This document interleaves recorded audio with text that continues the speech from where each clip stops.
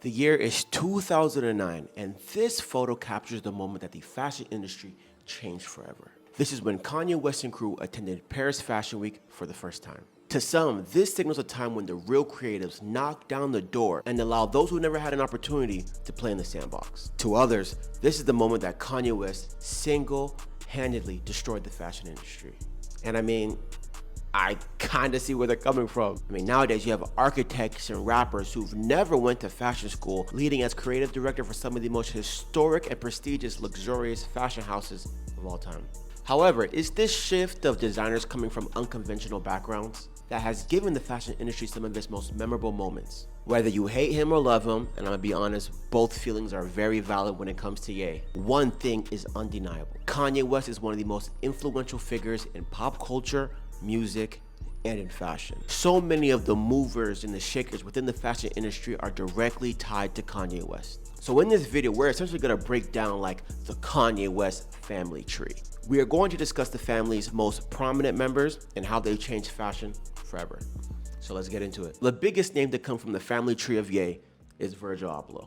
To be quite frank, Virgil's impact is so grand that he probably deserves his own video. Virgil was a child of immigrants born to Ghanaian parents in Rockford, Illinois, a 2-hour drive from Chicago. As a kid, he was obsessed with graffiti, skateboarding, and DJing. A quote from Virgil that I love when he states, "I often reference the 17-year-old version of myself because I'm doing in large part the same thing today."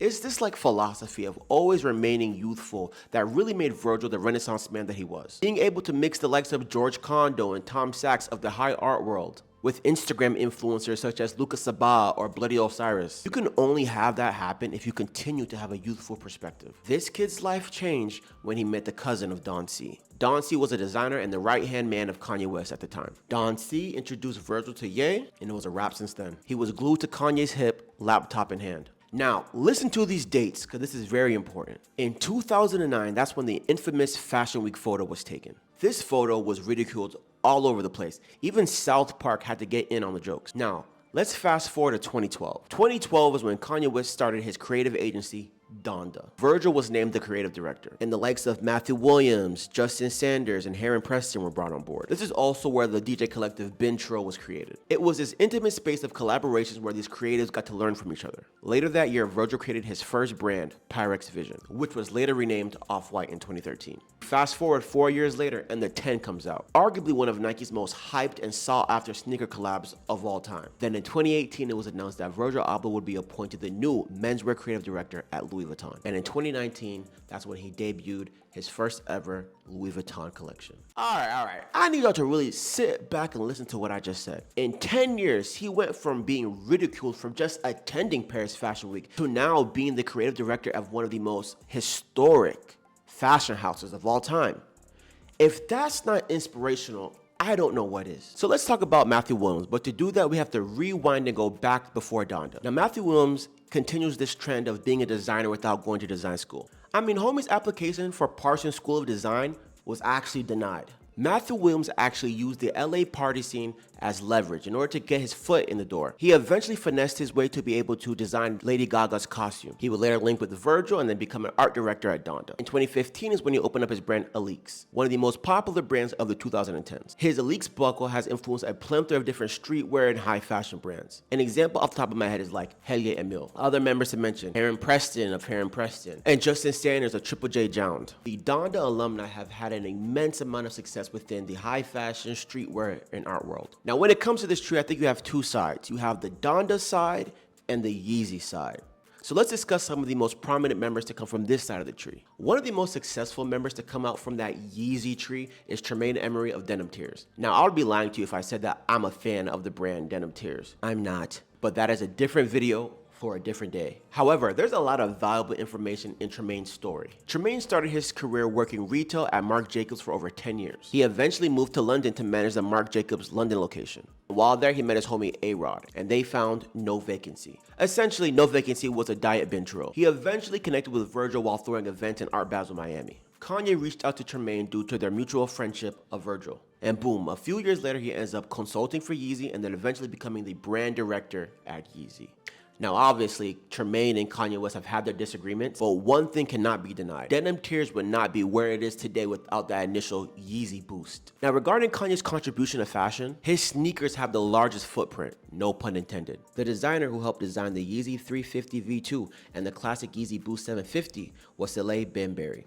Yes, this Bembury, the guy who made Hypebeast's favorite croc. Bembury has easily had one of the most successful sneaker/footwear runs post-2020. His collab with Crocs was super successful, and his numerous New Balance collabs sell out within minutes. The legend Donatella of Versace even called him the greatest sneaker designer of today's day and age. And all of this happened after receiving that initial Yeezy boost. Last but not least, we have Mowalola. Her namesake brand has been everywhere, and you're probably most familiar with her current Yeezy collab, you know, that wet tank top that's gone super viral. I mean, shout out to his wife Bianca. Now, unlike the majority of the tree, Mowalola actually went to fashion school. She graduated with her BA from Central St. Martin's in London, and she actually interned under Grace Wells Bonner for 3 years. However, her story with Kanye starts when she goes back to Central St. Martin's to get her master's degree.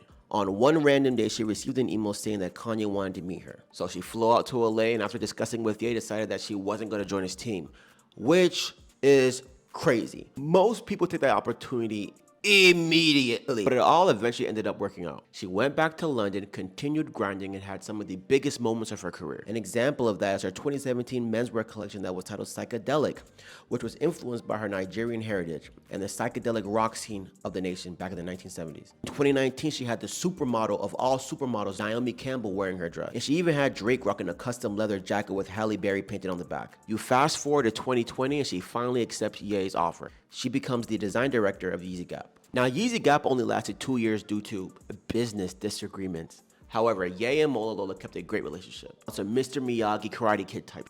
Their bond was so tight that Kanye even funded her Spring/Summer 2024 runway show. She was unable to find a sponsor for the show, but Ye swooped in and just paid for it. To quote the designer, "Not for him, I would low-key be dead in the water. He's one of the greatest designers ever, and yet people don't want to give him his flowers." So to end this Yap Fest, we've got to discuss the central themes in everyone's story. One is that they all come from unconventional backgrounds. You don't need to go to the most prestigious schools to be successful within this field. You could have your application denied and still end up being the creative director at Givenchy. And the second thing is that their come-ups took years. With social media, we see everyone's highlights, but none of the struggle. Yeah, we see that Virgil was the creative director at Louis Vuitton, but what we don't see is when he was sending his designs at Nike and getting rejected. We see Denim Tears being such a big brand, but we don't see Tremaine working as a store manager for 10 years. If you're talented, keep your head down, grind, and be consistent.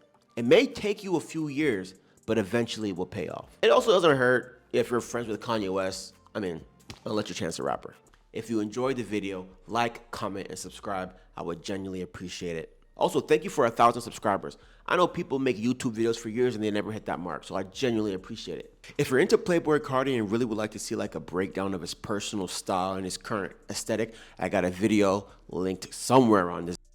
Also, if you want to learn more about like the history of streetwear from beginning to the end and brands that are constantly left out of the conversation, I also have that linked somewhere in this bit.